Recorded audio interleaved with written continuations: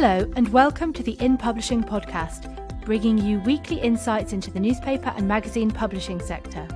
I'm Ciar Byrne, and this week my guest is Rob Aherne, Managing Director of the motorcycling magazine portfolio at Bauer Media. Before we start, we would like to thank our podcast sponsor, ATEX. ATEX provides software solutions to newspapers, magazines, and online publishers worldwide. Its products include Desk, a content management suite with flexible options for efficient digital and print publishing, and cross-advertising, a cloud-based solution providing end-to-end multi-channel advertising management. For more information, go to atex.com.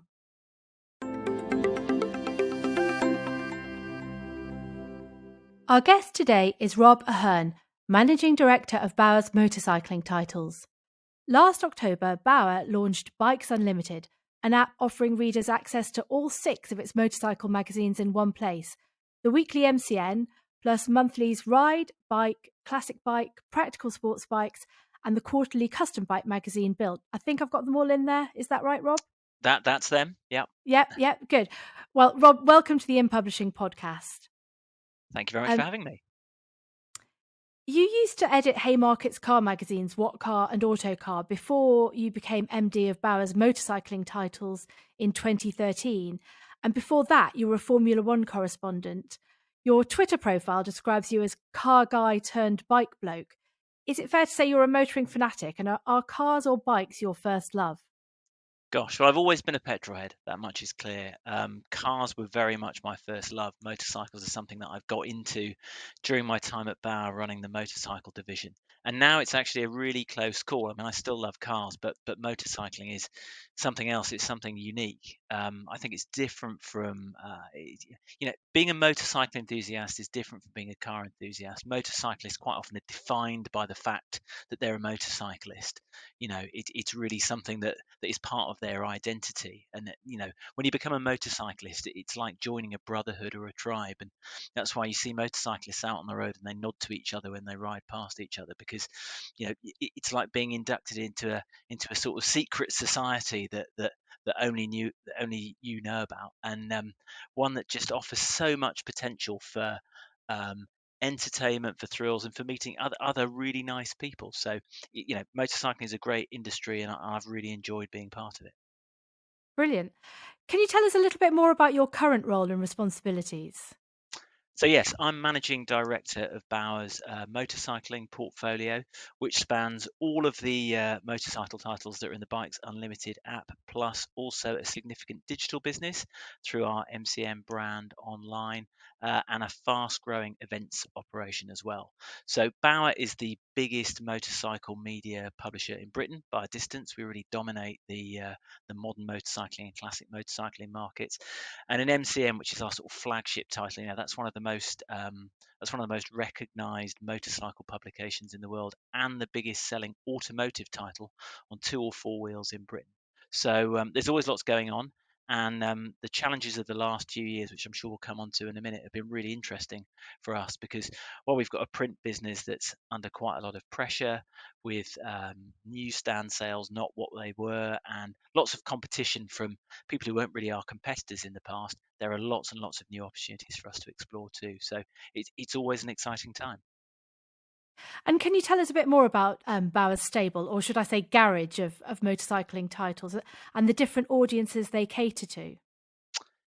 Yeah, so we publish 6 regular frequency titles. The biggest is MCN, which is our kind of weekly newspaper. It's been the voice of UK motorcycling for 65 years. So it's a very kind of long-lived and prominent title. And basically anybody who's a motorcyclist has heard of MCN and will pick a copy with some degree of regularity. And over the years, that stable has swelled to include 2 other modern monthly titles, Bike and Ride, both of which serve slightly different audiences. Bike is all about enthusiasm and the love of machinery. Ride is a more practical, useful title that tells you where to ride, how to get the best deal, what sort of kit to buy, that kind of stuff. We've got 2 classic titles, or titles focused on older motorcycles, Classic Bike, which is the kind of market-leading classic title, and Practical Sports Bikes, which is a really interesting magazine devoted to the kind of cult of 80s and 90s sports bikes, which were the machines that a lot of our readers generally really cut their teeth on. And Built is a custom title. It's quarterly. It's glossy. It's more lifestyle than anything else that we do. So I would say that the motorcycling audience is an interesting one in media terms because it's an audience that's aged a bit over the years and an audience whose tastes have become more Catholic, if you like, much broader. So in the past, motorcycling was very tribal. People tended to like specific marks and specific bikes, and there's a sort of never the twain shall meet attitude towards things.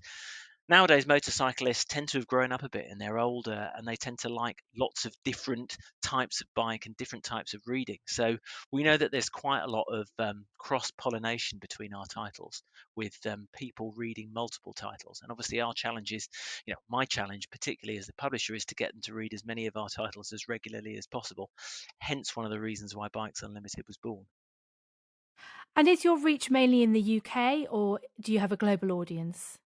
We've got a global audience, but it's UK biased, mainly because MCN, which is our biggest selling title, is a very kind of UK centric. Certainly a UK-centric print product. It has more of a global digital audience now. The monthlies and Built have got a more significant overseas audience, but it's relatively small compared to the UK. Where we're getting real cut through internationally is digitally. So the MCN website is the biggest motorcycling website in Britain, but about 30% of its traffic comes from overseas, particularly in the US, and that's not an audience that MCN could ever reach before. So that's becoming quite a decent opportunity for us going forward. Right, right. And you touched on the fact that it has been a tough decade for magazines. And I know that all of your titles, as so many magazines, have seen declines in their print circulation. Can you talk us through some of those challenges you've faced? And you mentioned opportunities, your strategies for overcoming them. Yeah, so I suppose our challenges are twofold. You have the general pressure that print media is, we're a business that's heavily print media focused, and I don't need to spell out the challenges that print media faces. We're subject to them much in the same way that everybody else is.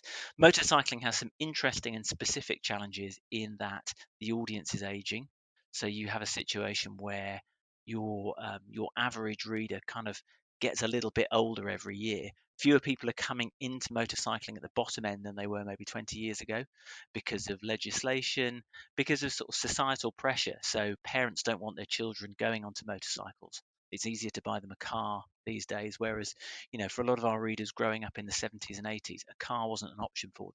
Motorcycle was their means of mobility, and that's shifted around quite a lot over the years. So you have a situation where people stop motorcycling when they get a bit older or they've fallen off once too often, and they're not replaced by new people coming in. So both of those dynamics are problematic for us. I think the opportunity for us is that we enjoy really fantastic reach to a highly engaged audience, and the benefit of our audience being aging is that a lot of them are prepared to spend a lot of money on their hobby. Whether it's bikes, kit, doing things, going places, and we're able to help connect them we're able to help connect them with advertisers and people they want to spend their money with in a much more direct way than we were in the past. So there are significant opportunities for us digitally around areas like e-commerce, more transactional businesses, and using data in smarter ways. So as an example of that, we've built a pretty significant insurance aggregation business, MCN Compare, which allows motorcyclists to compare a number of different insurance policies in one place. We're now selling over 25,000 or directing over 25,000 motorcyclists to their policies in that way each year, and kind of making revenue off the back of that. So there's definitely opportunities outside of conventional old school print media for brands like MCN and for our portfolio to grow. Right. Which brings us on to the Bikes Unlimited app. Um, can you tell us more about the thinking behind the launch of the app and more about how it works and what it offers? So the idea with Bikes Unlimited is that it allows you to read any one of our sort of 6 regular frequency motorcycle titles in one app for one monthly or annual price. So it's a really straightforward way of wrapping what we feel is a lot of great content into one package for a sort of single convenient price and transaction. And I suppose it was born out of a couple of things, really. There is a general trend, obviously, in the media towards subscriptions and platforms that aggregate content, which we've seen sort of move from music and film towards media, and that's a trend we're obviously interested in, and in our particular portfolio, very well placed to exploit because we have a lot of different motorcycle titles appealing to lots of different interests. So basically, we think we produce a motorcycling product to suit anybody. And we've got significant crossover in readership between those products. So the idea of getting them all together in one app was quite a compelling one for us because we felt we had a real opportunity to engage our readers, to get them reading more of our content, and ultimately, in cold hard business terms, to drive a higher average revenue per user that way if we could wrap it all up into a kind of compelling product. So that's where the thinking around Bikes Unlimited came from. The technology challenge was another thing because we are a business that is transitioning to being a more digital business. We don't have the kind of resource and direction of a Netflix to go out and create our own platform to service a product like this. Happily, one of the benefits of working for Bauer as a kind of global business is that we're able to access technology and thinking that's done in other parts of the Bauer Empire in other territories and kind of repurpose that to our own advantage. And that's what happened with Bikes Unlimited. One of our German titles developed a product that was very similar so that it could offer its Okay. readers a number of Yeah. different magazines. And we were able to piggyback their development and effectively reskin their app to create Bikes Unlimited. So it meant it was actually a very low cost execution in terms of being a new product launch from a technical perspective, and really on that basis a no-brainer to do. We could get out and try it and see what happened without really feeling that we were betting the farm on it. So once we had the idea, actually bringing it together was months, not years, which is really reassuring with a digital product because things usually take much longer and are more complex and expensive. And presumably you were able to tweak the design element of the German app to suit your portfolio. Yes, we were. It was reskinned and some new functionality was added to turn it into Bikes Unlimited. So we actually had quite a quite a reasonable development effort to make it feel like a bespoke product. But happily, what we were starting with actually sort of very promising raw materials, even though it was designed for completely different. I mean, it was designed for a German women's magazine, so completely different Okay. audience and product. But actually, it suited what we wanted to do really well. So a lot of what we were doing was just kind of reskinning it and adjusting little bits of functionality to reflect the size and shape of motorcycles and that sort of thing, but it didn't really require a huge development effort as such. And then how did you go about marketing this brilliant new app that you had? Well, as I say, one of the trump cards we feel that we hold is we've got fantastic reach among motorcyclists. We think we reach around 1 million motorcyclists a year, which is a significant portion of the total number riding in the UK today. So we always felt confident that we could get the product in front of the right audience. Um, but we also saw opportunities in terms of being able to put the product into app stores that would get it seen globally. Um, and at the moment, we're certainly seeing that the balance of our sales, as you might expect, still comes from Apple iTunes. So I suppose we saw an opportunity there, in terms of working with the platforms to extend our reach to audiences that we couldn't reach, but a really good opportunity to offer our existing audience a product that we made more money from, crudely. But I suppose what it came back to was we thought this has to be compelling. We believe our content's good, but the pricing had to be compelling and it had to be an easy decision to make. Because from our point of view, the best decision that one of our customers can make in financial terms is to subscribe to the app, as opposed to, say, buy a product infrequently at the newsstand. So we knew that we had to be quite aggressive in our pricing and offer really good value to try to persuade people to switch over. So far, so good. It looks like that's happening, and that people get it, and they like the value that it promises and the content that they can kind of unlock once they subscribe. So offering something that was really good value and easy to use were the kind of key things that we try to do. And can you just tell us the price point that you ended up at? So we ended up with a price point of £7.99 a month, or £90 for the full year, which is a significant increase on our subscriber avenue revenue it's a key increase on our average revenue per subscriber that we normally see. We're quite aggressive about pricing to get people into the app. We've got a trial running at the moment that offers a half price year's subscription now that we've launched the mag on our own Great Magazines platform. And we do move the pricing and the marketing around quite a lot. If I'm honest, most of the effort at the moment is going into really getting into the detail of what works and what doesn't from a marketing perspective. That's been made quite challenging by COVID-19 because people's habits have Right. changed a Yeah. lot.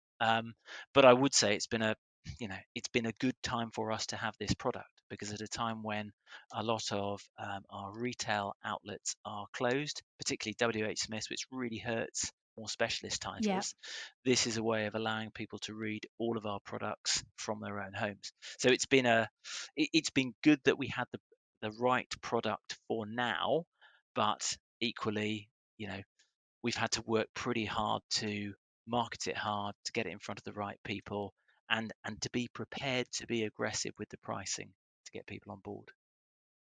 And looking back on that launch process and that marketing fine tuning, is there anything you would have done differently? Um, I think that we would have been that I think we should have been prepared to be more aggressive with pricing from the get-go, because what we've seen Right. since we've started to offer really enticing offers is really, really good retention, and Yeah. the volume has more than made up for what we've sacrificed initially in terms of revenue. And I think we were maybe a little bit conservative when we launched, because we didn't know if it would work, and we didn't know if our assumptions about people's reading habits and their desire to read more than one motorcycle title every month for the sake of argument would really hold water. The only concern at the back of my mind is we're obviously in really unusual times at the moment, where people Yes. have had lots of time to read and they've been laid up at home, and we've seen our numbers go through the roof really in that time. It's very difficult, because of the time we launched the product, to know if that's a trend that's exacerbated by COVID, or whether it's here to stay. If it's here to stay, then great, because people are liking the app and using it lots, and we think deriving a lot of value from it. So no, I think if I had my time again, adopting a more aggressive pricing strategy to persuade people to try the app would have been the direction we've gone in, because it's really made a difference to our volumes. And you've already touched on this, but what has been the response so far? What have been your most popular features, for example? And I believe that you've also had a good take up from Android readers, who are usually quite difficult to reach. Yeah, I'd say that the key learning so far is we've already beaten our target for the year. We beat our target for the year at the end of April, um, which, as my boss said, probably meant that the target was too low, but it felt pretty good to Right. me. So we certainly feel that the product is in the right place, because the number of people who are using it have really come in. There's some quite interesting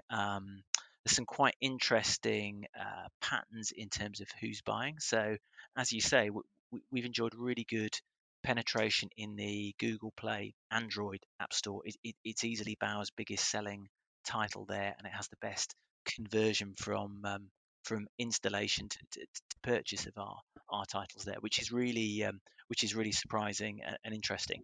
In terms of wider analytics, we're still getting into the detail of that. Analytics and apps are a complicated business. There are limits to your visibility when you have customers in the Apple and Google stores, which is a little bit frustrating, but that's life. And we're still in the process of hooking up really detailed analytics. But on the basis of what we've seen at the moment, it's clear that people who are buying the app are prepared to try all of the products within it, which is, I think if you look at it as a virtual newsstand, it is really pleasing from my perspective, because in an environment where it's all Bauer products, they're consuming lots more of our media than they would do otherwise. So far, it's really working, and the challenge for us now is to work out ways of keeping that going. And it might be difficult to answer this question because, as you say, coronavirus has brought us into very unusual times and reading habits have changed. But Have you seen the app impact on the sales of your individual titles? So COVID means it's really, really difficult to unpick that. So it's not a question that I can answer. I would expect there to be some impact because we are marketing it quite aggressively to excuse me, our existing print subscribers, because as I say, we think it's the best decision that one of our customers can make. At the moment, all of our subscriptions are up, which is the thing that is making it difficult to unpick. And our newsstand sales, like a lot of people's, are compromised by the fact that our retail footprint just isn't what it was at the end of February. So it's really hard to tell. There will be some substitution, but because the product's reaching a global audience and we are seeing a significant number of sales from overseas, there is unquestionably more opportunity than threat. And you borrowed the idea, for want of a better term, from your German Bauer counterparts. Do you think that bundled app subscriptions could be extended to other areas of Bauer's magazine market in the UK? Yeah, it's definitely something we're looking at the moment. I mean, not all of our markets have the penetration that we enjoy in motorcycling. I don't think we've got any other markets where we've got this many titles and such a big market share. But certainly in some of our other markets, such as automotive, where we've got a big presence, and even gardening, you can see how bundling products together in an app is an enticing consumer proposition, and we feel that we can make it work for us cost effectively, and the barriers to launch are few. So why not? I certainly think it's the direction in which media consumption is going generally. You can see that from the success that the likes of Readly have enjoyed recently, the fact that Apple is investing in Apple News and making it something different to what it was. You know, there is definitely a kind of moment where people are more, or consumers are more prepared to invest in subscriptions, and I think other markets Bauer will try to ride that wave. And what are your plans for the Bikes Unlimited app going forward? So going forward, I think the plan is to a work hard on the marketing side of things to ensure that we get the app in front of as many relevant people as possible, and that all of our audience at least understand what it is and what the benefit is. So in the short term, it's very much a marketing challenge. We are looking at developing the product, adding new content to it, potentially creating Bikes Unlimited specific content, because we can produce digital magazines cost effectively and easily, and there are some really enticing possibilities to offer things like bonus content for subscribers and things like that. So there's definitely a long way to go with it. Hooking up more detailed analytics in the short term is important for us, but I think from a consumer perspective, you know, broadening the range of content on offer and keeping it as really good value are the best decisions that we can make. Great. Um, Now, coming back to COVID, you've already touched on it with regard to the app, but can you talk a bit more widely? For example, earlier you mentioned events, and presumably the events that you cover have been affected, and also your own events. How have your titles been impacted by COVID? I mean, it's been a significant challenge, and there's a number of strands to it. So, motorcycling was effectively shut down during the first few weeks of COVID-19. So people weren't allowed to ride their motorcycles for leisure, and were only able to use them to commute on. So and all motorcycle events were cancelled, and sport, which is a big driver of interest and sales for our audience, very sport focused. Sport was effectively stopped and hasn't resumed, and isn't likely to for a little bit yet. So all of those were pretty significant challenges for us to grapple with. In content terms, we couldn't go out and ride bikes and tell people what they were like. So we were, forced to think differently about our products. The interesting thing for me is our creative teams have been just fantastic in the way that they've embraced that challenge. We've carried on producing magazines pretty much as we had before, sharing content more between the titles that we had previously, using content creation opportunities more cleverly, resorting a little bit to archive content, but not in such a way that we're just padding out our titles with old stuff. There has been some really impressive creativity to keep things going. And when you bear in mind that a newspaper like MCN thrives on what's going on each week, from my perspective, I've just been delighted about the way that we've managed to maintain product quality. I think the interesting thing for us in the longer term is that COVID-19 I think has changed the way that we're working irrevocably. Really, um, the Bauer motorcycling titles are produced from an office in Peterborough. It's hard to conceive of us all going back there and working in the same way again. Now that we've found new and different and in some ways better ways of working at home that are Yeah, perhaps more sure. efficient. Some of our old hierarchies have been broken down. I think our production process is more lightweight and more efficient. And, I think generally at Bauer, we feel that we've been much more agile in this period than we ever imagined that we could be. We've launched a gardening website in lockdown, um, which which is something that would have taken a long time to reach fruition, I think, had we been in the office. But we saw an opportunity and went out and took it, despite none of us being in the same room together. So I think that's really interesting. And I'm sure it's the story elsewhere in the media when there's a kind of external stimulus like COVID-19, just what can be achieved when you think differently, dig a bit deeper, and you're presented with a very different set of circumstances. So I don't think we'll be going back to the way that things were. I think we're looking forward in motorcycling terms to sport restarting again and being able to run our own events. I mean, happily, our biggest event of the year, the London Motorcycle Show, took place in February, just before COVID-19 really hit. We have had to postpone an event that we were due to run in May. We're not sure whether that's going to run again this year now. And these are things that all publishers who try to diversify their businesses are grappling with. We're no different to anybody else. But I definitely think there's opportunities arising from the crisis that will shape the way that we work in future and the products that we create, as well as all the threats that are pretty well documented. So more home working, but presumably there will have to be some opportunities for getting together face to face as well. Yes, I think that I'm conscious at the moment that what we've been doing is maintaining continuity generally, rather than trying to innovate and do new things. And we're used to doing that based on group interaction. I think you can achieve some of that via Microsoft Teams and the like. Because Bauer is a global business, and we try and look at ourselves as one global business these days, rather than different territories. We were actually quite used to working in that way. A lot of our work was done via video calls. So I do think creativity can happen in that environment. But on a practical level, our guys are used to going out and testing multiple motorcycles and standing around them and talking, and that's the way that they judge things and reach a verdict, and it stimulates the creation of content and products and everything else. And we have to think very carefully about how we replace that if we assume that the kind of working environment of the future is going to be more remote.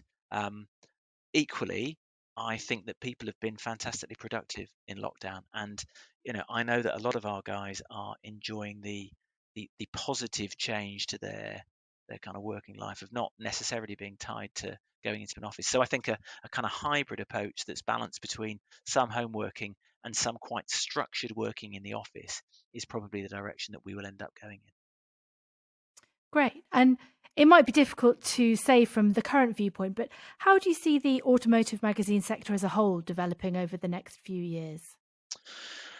I think that once we start to emerge from COVID, and we're starting to emerge from it now, we will resume the trends that we were seeing previously, which included generally automotive titles moving towards more transactional models and being more useful, helping people to buy cars and motorcycles, advising them about finance, being the conduit and the kind of the you know the the link, if you like, between buyers and sellers.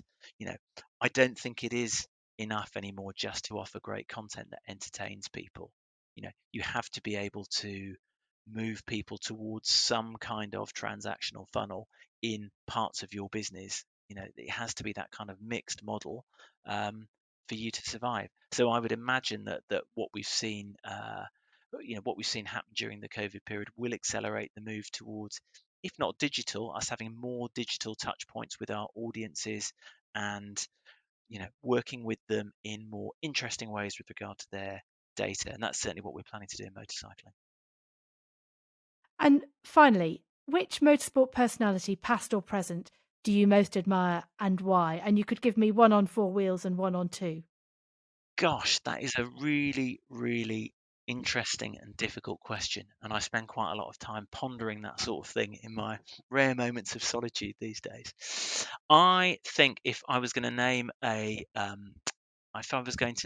personality on two wheels. In fact, it's one for both. It would be John Surtees, who was the first rider to win world championships in Formula One and top level motorcycling on 2 and 4 wheels, which is an incredible achievement that I don't think will ever be surpassed, and I don't think he ever really got enough credit for. So yes, I think if there's one person who sort of straddled both of my worlds, if you like, John Surtees did that in a way that I don't think anyone will ever match. Rob, thank you very much for joining us on the InPublishing Podcast this week. It's a pleasure. Thank you.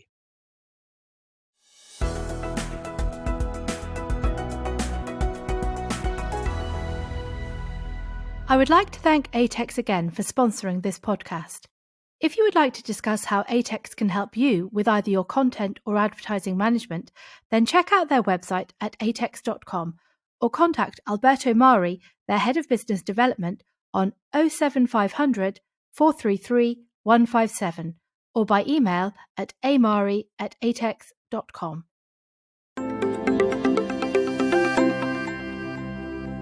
Thank you to Rob for being our guest this week. You can download the Bikes Unlimited app from greatmagazines.co.uk or from the usual app stores. If you would like to find out more about us, then visit inpublishing.co.uk or email us at editorial@inpublishing.co.uk. Thank you for listening, and please join me next week on the InPublishing Podcast.